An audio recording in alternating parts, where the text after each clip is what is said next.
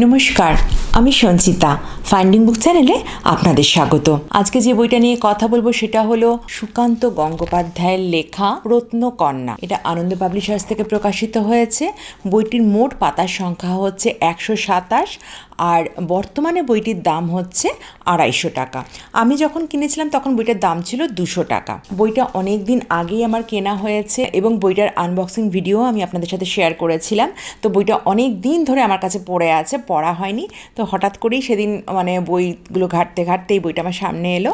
তো এই বইটা পড়ে শেষ করলাম, সুকান্ত গঙ্গোপাধ্যায়ের রত্নকন্যা। আজকে সেটা নিয়েই কথা বলবো। এটি লেখকের প্রথম উপন্যাস। রাজনগরের জমিদার বাড়ির মেয়ে ইলোরা। যদিও জমিদারি এখন আর নেই, তাদের অবস্থা এখন পড়তির দিকেই। রাজনগরে এই জমিদারি প্রতিষ্ঠা করেছিলেন ইলোরার প্রপিতামহ রাজকৃষ্ণ চৌধুরী। কালের সাথে সাথে জমিদারি সবকিছু নিশ্চিহ্ন হয়ে গেলেও একমাত্র ঘড়ি বাড়ি তাদের জমিদারির সাক্ষ্য বহন করে চলেছে। আর এই ঘড়ি বাড়ি হলো রাজনগরের ঐতিহ্য। যদিও এই ঘড়ি বাড়ির দিকেও কিন্তু প্রমোটারদের চোখ পড়েছে। ঘড়ি বাড়ি ভেঙে সেখানে ফ্ল্যাট তৈরি করতে উদ্যোগী হয়েছে তারা। কিন্তু রাজনগরের পুরনো বাসিন্দা হিসেবে এখানকার ঐতিহ্য ঘড়ি বাড়িকে বাঁচানোর জন্য এগিয়ে আসে স্থানীয় যুবক মোহন। মোহন একজন ক্রিকেট প্লেয়ার এবং অত্যন্ত সুদর্শন একজন যুবক। রাজনগরের মেয়েদের আলোচনার কেন্দ্রবিন্দুতে অবশ্যই থাকে মোহন। মোহন নতুন চাকরি পেয়েছে, কিন্তু সেজন্য মোটেই সে খুশি নয়। তার দাদা এবং বৌদিকে নিয়ে তার পরিবার। এই মোহনের সাথেই প্রেমের সম্পর্ক তৈরি হয় ইলোরার। এদিকে ইলোরার পরিবার একটি বংশগত রোগ বহন করে চলেছে। তাদের পরিবারে আছে পাগলামির রোগ। তার প্রপিতামহের ছিল সেই রোগ।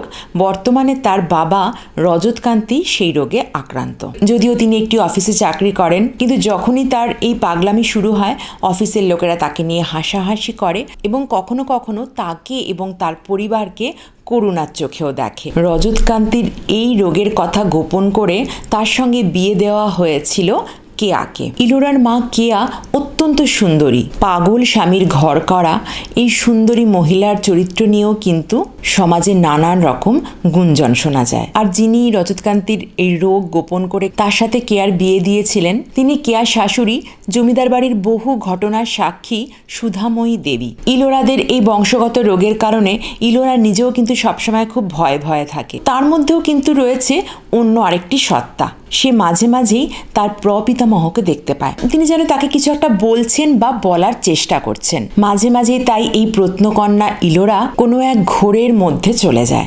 শেষ পর্যন্ত ইলোরা বা মোহন কি এই ঘড়ি বাড়িকে বাঁচিয়ে রাখতে পারল? যদিও এটাই কিন্তু এই বইয়ের মূল বিষয় নয়। এখানে যে সমস্ত চরিত্রগুলো রয়েছে, সেই চরিত্রগুলোর প্রত্যেকটারই কিন্তু আলাদা আলাদা বৈশিষ্ট্য রয়েছে এবং লেখক এই প্রত্যেকটা চরিত্রকেই খুব সূক্ষ্মভাবে বিশ্লেষণ করেছেন। এই উপন্যাসটা পড়তে পড়তে এই চরিত্রগুলোর সাথে কিন্তু আপনি একাত্ম হয়ে যাবেন, কারণ এই চরিত্রগুলো কিন্তু কোনোটাই কাল্পনিক নয়।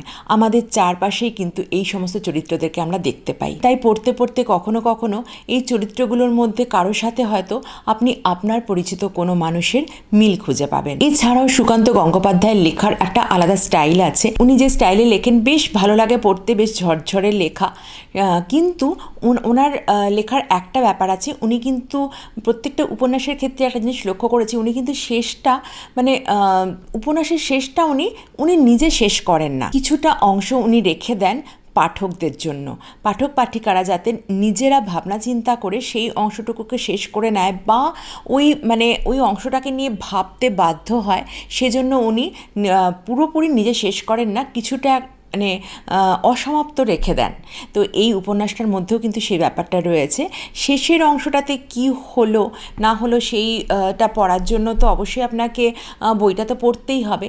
এছাড়াও বইটা পড়ার পর, শেষটা পড়ার পরও আপনাকে ভাবতে হবে যে এর পরে কি হলো, মোহনের কি হলো বা ইলোরার কি হলো, রজতকান্তি, কেয়া, এদের সবার কি হলো না হলো সেটা বোঝার জন্য কিন্তু আপনাকে বেশ অনেকক্ষণ ওই ব্যাপারটা নিয়ে ভাবতে হবে। এটাই হয়তো সুকান্ত গঙ্গোপাধ্যায়ের লেখার একটা বৈশিষ্ট্য। তো যাই হোক, আপনি যদি সুকান্ত গঙ্গোপাধ্যায়ের লেখার ফ্যান হয়ে থাকেন তাহলে আপনি এই বইটা অবশ্যই পড়ে দেখতে পারেন। এছাড়াও কোনো সামাজিক বই, মানুষের জীবন নিয়ে কোনো বই পড়তে চাইলে কিন্তু অবশ্যই এই বইটা পড়ে দেখতে পারেন। বইটা পড়ার শেষে আমিও আমার মতো করে কিছু ভেবে নিয়েছি বা শেষটাকে আমিও আমার মতো করে শেষ করেছি। বইটা পড়ার পরে আপনি কিভাবে ভাবলেন বা আপনার পড়ে বইটা কেমন লাগলো অবশ্যই আমাকে কমেন্ট করে জানাবেন। আর আপনি যদি এখনও আমার চ্যানেলে সাবস্ক্রাইব না করে থাকেন তাহলে কিন্তু প্লিজ সাবস্ক্রাইব করে রাখবেন। দেখা হবে অন্য কোনো বইয়ের আলোচনায়।